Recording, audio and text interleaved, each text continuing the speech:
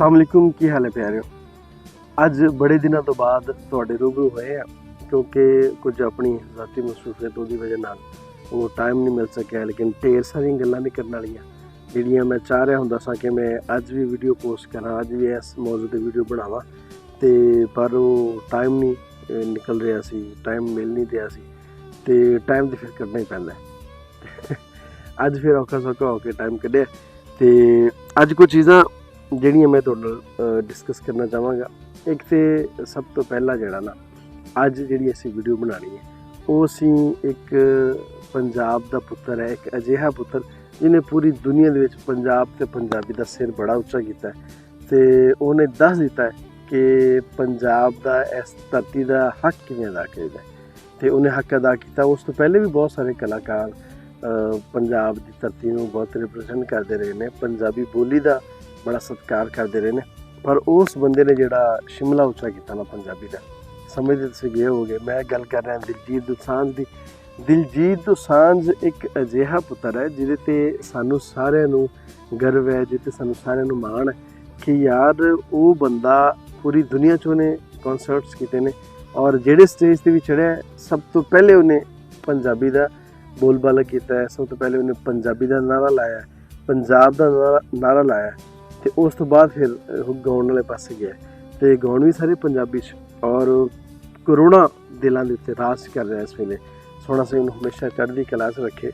ਪਿਛਲੇ ਦਿਨਾਂ 'ਚ ਉਹਨੇ ਇੱਕ ਫਿਲਮ ਬਣਾਈ ਸਰਦਾਰ ਜੀ 3 ਜਿਹਦੇ ਬੜੇ ਚਰਚੇ ਨੇ, ਜਿਹੜੀ ਬੜੀ ਸੁਪਰ ਹਿੱਟ ਫਿਲਮ ਹੈ। ਮੈਂ ਵੀ ਵੇਖਣ ਵਾਸਤੇ ਗਿਆ ਉਸ ਫਿਲਮ ਨੂੰ ਔਰ ਉਸ ਫਿਲਮ ਨੇ ਜਿਹੜਾ ਨਾ ਯਕੀਨ ਕਰੋ ਕਿ ਜਿਹੜਾ 2-2.5 ਘੰਟੇ ਦਾ ਟਾਈਮ ਸੀ ਨਾ ਉਹ ਬੰਨ੍ਹ ਕੇ ਰੱਖਿਆ। ਅਸੀਂ ਆਪਣੀ ਸੀਟ ਤੋਂ ਨਹੀਂ ਹਿੱਲੇ। ਜਦੋਂ ਬ੍ਰੇਕ ਹੋਈ ਹੈ, ਹਾਫ ਟਾਈਮ ਹੋਇਆ, ਇੰਟਰਵਲ ਦੇ ਦੌਰਾਨ ਵੀ ਅਸੀਂ ਉੱਥੇ ਹੀ ਕੁਝ ਚੀਜ਼ਾਂ ਮੰਗਵਾਈਆਂ ਨੇ ਆਪਣੇ ਕੋਈ ਰਿਫਰੈਸ਼ਮੈਂਟ ਵਾਸਤੇ। ਮਤਲਬ ਅਜਿਹੀ ਮੂਵੀ ਸੀ ਕਿ ਦਿਲ ਕਰਦਾ ਸੀ ਕਿ ਉਹਦਾ ਕੋਈ ਸੀਨ ਨਾ ਮਿਸ ਹੋ ਜਾਵੇ। ਇੰਟਰਟੇਨਮੈਂਟ ਵੀ ਸੀ ਉਹਦੇ ਵਿੱਚ, ਫਨੀ ਵੀ ਸੀ ਉਹਦੇ ਵਿੱਚ, ਐਕਸ਼ਨ ਵੀ ਸੀ ਉਹਦੇ ਵਿੱਚ, ਥ੍ਰਿਲ ਵੀ ਸੀ, ਮਤਲਬ ਹਰ ਚੀਜ਼ ਉਹਨਾਂ ਨੇ ਕੰਬਾਈਨ ਕਰਕੇ ਬਹੁਤ ਵਧੀਆ ਮੂਵੀ ਬਣਾਈ। ਹੁਣ ਬਦਕਿਸਮਤੀ ਕੀ ਹੈ? ਬਦਕਿਸਮਤੀ ਹੈ ਉਹ ਸਿਆਣੇ ਕਹਿੰਦੇ ਨੇ ਕਿ ਪਾਥੀਆਂ ਭੰਨਿਆ ਵੈਰ ਨਹੀਂ ਮੁੱਕਦੇ, ਤੇ इंडिया की बदकिस्मती है कि इंडिया फिल्म रिलीज़ नहीं हुई और उधर यूट्यूब चैनल्स से भी उन्होंने बैन किया कि कोई इधर बंदा विखावे ना, तो सदा ये जोड़ा बाईकाट कर दो क्योंकि इन्हें पाकिस्तानी कुड़ी जी है उन्होंने हीरोइन लिया, उन्होंने लीडिंग रोल दिता है, तो बला बला बला मतलब बहुत सारी उन्होंने क्रिटिसाइज़ किया। वो बहुत सारे एक एवें दे जोड़े ना कंट टुटे जे जिन्होंने कभी कोई फेम नहीं मिले, जिन्होंने कभी ना उन्होंने कोई चज का गाना गाया, ना उन्होंने चज की कोई फिल्म की है, वो भी जनाब ऐरे ऐरे जुट के दिलजीत दोसांझ के बारे गल्लां करते हैं कि इनू फिल्म नहीं सी बनानी चाहिए या रिलीज़ नहीं सी करनी चाहिए या फलाना नहीं करना चाहिए। एवं बेतुकियां गल्लां, कोई तुक होवे ना, कोई बनती जुड़ती गल हो, फिर बंदा कहना यार कि हाँ भी गल तो बड़ी ऑथेंटिक है, गल विच वजन तो है, इस बंदे ने बड़ी वधिया गल की, लेकिन एवं उन्होंने नहीं सी करना चाहिए। वो साडा दुश्मन की है? कलाकार के वास्ते तो पूरी धरती जी है वो धरती है।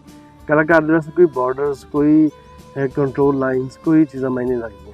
उन्हें एक अच्छी मूवी बनाई है और उन्हें एक पंजाबी मूवी बनाई है।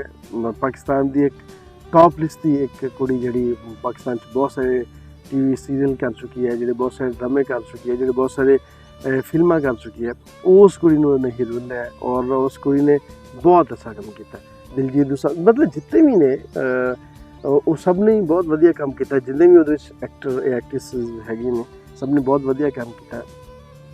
लेकिन इतने हुण क्यों ढिड पीड़ उठी है कि एक सुपर हिट मूवी जी है वो बना ली है दिलजीत दोसांझ ने और नाल पाकिस्तानी कुड़ी सिर्फ इस गल की तकलीफ हो रही है।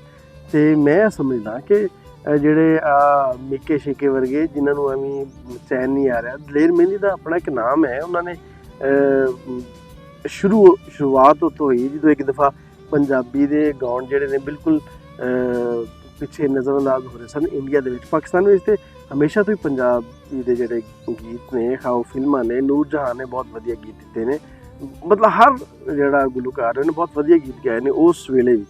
लेकिन इंडिया दे विच इन्ने कोई अच्छे गाने नहीं सी। और दलेर मेहंदी आया, उन्हें बहुत वधिया गीत गाए उन्हें और फिल्मां दे विच भी ले गए गीत। असीं उस गल नूं नहीं ठुकरांदे नहीं है, उस गल नूं नज़रअंदाज नहीं करते। लेकिन जिहड़ा मिक्का शिक्का उहदा भरा होण दा तूं इन्ना है जनाला है मेरा वीर, अपने आप नूं इन्नी जोगा करीदा हुंदा है ਕਿ ਤੁਹਾਡੇ ਬਾਰੇ ਤੁਹਾਡੇ ਹੱਕ ਦੇ ਵਿੱਚ ਕੋਈ ਲੋਕ ਗੱਲਾਂ ਕਰਨ ਤੇ ਤੁਸੀਂ ਜਨਾਬ ਕੁਛ ਕੀਤਾ ਹੋਵੇ ਤੁਹਾਡੇ ਬਾਰੇ ਕੋਈ ਗੱਲ ਕਰੇ ਜਾਂ ਤੁਹਾਡਾ ਕੋਈ ਸਾਥ ਦੇਵੇ, ਜਾਂ ਕੋਈ ਹੋਰ ਜਿਹੜੇ 2-3 ਐਸੇ ਗੁਲੂਕਾਰ ਜਿਹੜੇ ਜਿਨ੍ਹਾਂ ਦੀ ਪਹੁੰਚ ਨਹੀਂ ਹੈ ਦਿਲਜੀਤ ਤੱਕ ਨਾ, ਉਹ ਐਵੇਂ ਕ੍ਰਿਟਿਸਾਈਜ਼ ਕਰਦੇ ਪਏ ਨੇ ਕਿ ਆਹ ਚੰਗਾ ਨਹੀਂ ਕੀਤਾ, ਆਹ ਮਾੜਾ ਕਰਤਾ ਤੇ ਇਹਨੂੰ ਬੈਨ ਕਰ ਦਿਓ, ਇਹਦਾ ਪਾਸਪੋਰਟ ਕੈਂਸਲ ਕਰ ਦਿਓ, ਇਹਦਾ ਆਈਡੀ ਕਾਰਡ ਕੈਂਸਲ ਕਰ ਦਿਓ। ਉਹ ਕਮਲਿਓ, ਤੁਹਾਡੇ ਮੁਲਕ ਦਾ ਆਈਡੀ ਕਾਰਡ ਅਗਰ ਉਹਦੇ ਕੋਲ ਹੈ, ਤੁਹਾਡੇ ਮੁਲਕ ਦਾ ਪਾਸਪੋਰਟ ਉਹਦੇ ਕੋਲ ਹੈ, ਤੇ ਉਹ ਤੁਹਾਡੀ ਸ਼ਾਨ ਦੇ ਵਿੱਚ ਵਾਧਾ ਕਰਦਾ ਪਿਆ, ਉਹ ਤੁਹਾਡੀ ਸ਼ਾਨ ਘਟਾ ਨਹੀਂ ਰਿਹਾ। ਕਿਵੇਂ ਉਹਨੇ ਪੂਰੀ ਦੁਨੀਆ ਦਾ ਟੂਰ ਕੀਤਾ ਹੈ ਤੇ ਕਿਵੇਂ ਮਾਈਕਲ ਜੈਕਸਨ ਤੋਂ ਬਾਅਦ ਮੈਂ ਵੇਖਿਆ ਕਿ ਉਸ ਬੰਦੇ ਨੂੰ ਉਹਦੀ ਇੱਕ ਝਲਕ ਵੇਖਣ ਵਾਸਤੇ, ਉਹਨੂੰ ਮਸ ਕਰਨ ਵਾਸਤੇ ਜਾਂ ਉਹਦੇ ਇੱਕ ਗੀਤ ਸੁਣਨ ਵਾਸਤੇ ਲੋਕਾਂ ਦੀਆਂ ਮੈਂ ਕਹਿੰਦਾ ਕਿ ਇੰਝ ਲਾਈਨਾਂ ਲੱਗੀਆਂ ਸੀ, ਕਿੱਡੇ ਕਿੱਡੇ ਵੱਡੇ ਸਟੇਡੀਅਮ ਭਰ ਦਿੱਤੇ ਨੇ ਉਸ ਬੰਦੇ ਨੇ। ਅਗਰ ਰੱਬ ਦੀ ਉਹਦੇ 'ਤੇ ਮਿਹਰ ਹੈ, ਅਗਰ ਰੱਬ ਉਹਦੇ 'ਤੇ ਇਸ ਵੇਲੇ ਬਹੁਤ ਮਿਹਰਬਾਨ ਹੈ, ਰੱਬ ਉਹਦੇ ਨਾਲ ਮੁਹੱਬਤ ਕਰਦਾ ਪਿਆ ਹੈ, ਉਹ ਜ਼ਰੂਰ ਉਹਦੇ 'ਚ ਉਹਦੇ ਕੋਈ ਆਪਣੇ ਕਰਮ ਹੋਣੇ ਨੇ, ਉਹਦੇ ਆਪਣੇ ਕੋਈ ਕੰਮ ਹੋਣੇ ਨੇ, ਉਹਦੇ ਆਪਣੇ ਅਜਿਹੇ ਕੋਈ ਅਖਲਾਕ ਹੋਣੇ ਨੇ, ਉਹਦਾ ਅਜਿਹਾ ਕੋਈ ਮਖਲੂਕ ਦੇ ਨਾਲ ਵਰਤਾਰਾ ਹੋਣਾ ਜਿਹਦੀ ਵਜ੍ਹਾ ਦੇ ਨਾਲ ਉਹ ਬੰਦਾ ਇੰਨਾ ਕਾਮਯਾਬ ਹੈ ਜਾਂ ਉਹ ਟੌਪ ਲਿਸਟ 'ਤੇ ਗਿਆ ਇਸ ਵੇਲੇ। ਉਹ ਬੰਦਾ ਆਏ ਦਿਨ ਉਹ ਕੋਈ ਵੀ ਕੰਮ ਕਰਦਾ ਹੈ, ਉਹ ਮਿੱਟੀ ਨੂੰ ਹੱਥ ਪਾਉਂਦਾ ਹੈ, ਸੋਨਾ ਬਣ ਜਾਂਦੀ ਹੈ। ਉਹ ਕੋਈ ਗੀਤ ਗਾਉਂਦਾ ਹੈ, ਕੋਈ ਗੀਤ ਲਿਖਦਾ ਹੈ, ਕੋਈ ਫਿਲਮ ਕਰਦਾ ਹੈ, ਕੋਈ YouTube 'ਤੇ ਕੋਈ ਵਲੌਗ ਪਾ ਦਿੰਦਾ ਹੈ, ਕੋਈ ਟਿਕਟੋਕ 'ਤੇ ਸ਼ਾਰਟਸ ਵਲੌਗ ਪਾ ਦਿੰਦਾ, ਅਤੇ ਉਹ ਹਰ ਚੀਜ਼ ਜਿਹੜੀ ਹੈ ਉਹ ਮਿਲੀਅਨਸ ਵਿੱਚ ਜਾ ਰਹੀ ਹੈ। ਅਤੇ ਉਹ ਉਸ ਬੰਦੇ ਦੀ ਲੱਕ ਹੈ, ਉਹ ਰੱਬ ਦਾ ਪਿਆਰ ਹੈ ਉਸ ਬੰਦੇ ਦੇ ਨਾਲ। ਅਤੇ ਅਸੀਂ ਤੁਸੀਂ ਕੌਣ ਹੁੰਦੇ ਹਾਂ ਜਿਹੜੇ ਉਹਦੇ ਪਿਆਰ ਨੂੰ ਵੰਡ ਸਕੀਏ, ਜਾਂ ਜਿਹੜੇ ਅਸੀਂ ਉਹਦੇ ਸ਼ਰੀਕ ਕਿਵੇਂ ਬਣ ਸਕਦੇ ਹਾਂ। ਅਗਰ ਰੱਬ ਨੇ ਉਹਨੂੰ ਦਿੱਤਾ ਹੈ, ਅਗਰ ਰੱਬ ਨੇ ਉਹਨੂੰ ਇੱਜ਼ਤ ਦਿੱਤੀ ਹੈ, ਤਾਂ ਯਾਰ ਤੁਸੀਂ ਜਰ ਲਓ।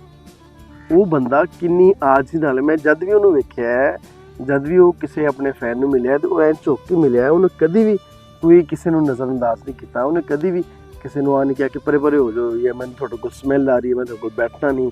ਕਿੰਨੀ ਪੋਡਕਾਸਟ ਆ ਗਈਆਂ ਨੇ ਉਹਦੀਆਂ, ਔਰ ਜਿਹੜੇ ਬੰਦੇ ਨੇ ਵੀ ਉਹਦਾ ਕੰਮ ਕੀਤਾ ਹੈ ਉਹ ਉਹਦੀਆਂ ਤਾਰੀਫਾਂ ਕਰਦੇ ਪਏ ਨੇ। ਨਾਸਰ ਚਨਿਊਟੀ ਸਾਹਿਬ ਜਿਹੜੇ ਨੇ ਉਹ ਸਾਡੇ ਮੁਲਕ ਦੇ, ਉਹ ਵੀ ਟੌਪ ਦੇ ਫਨੀ ਮੂਵੀਜ਼ ਦੇ ਵਿੱਚ ਆਉਂਦੇ ਨੇ। ਉਹ ਮਤਲਬ ਐਸਾ ਉਹ ਅਦਾਕਾਰ ਹੈ, ਐਸਾ ਕਲਾਕਾਰ ਹੈ ਨਾਸਰ ਚਨਿਊਟੀ ਸਾਹਿਬ, ਕਿ ਉਹਨਾਂ ਦਾ ਕਿਸੇ ਫਿਲਮ ਦੇ ਵਿੱਚ ਹੋਣਾ ਹੀ ਬਹੁਤ ਵੱਡੀ ਗੱਲ ਹੈ।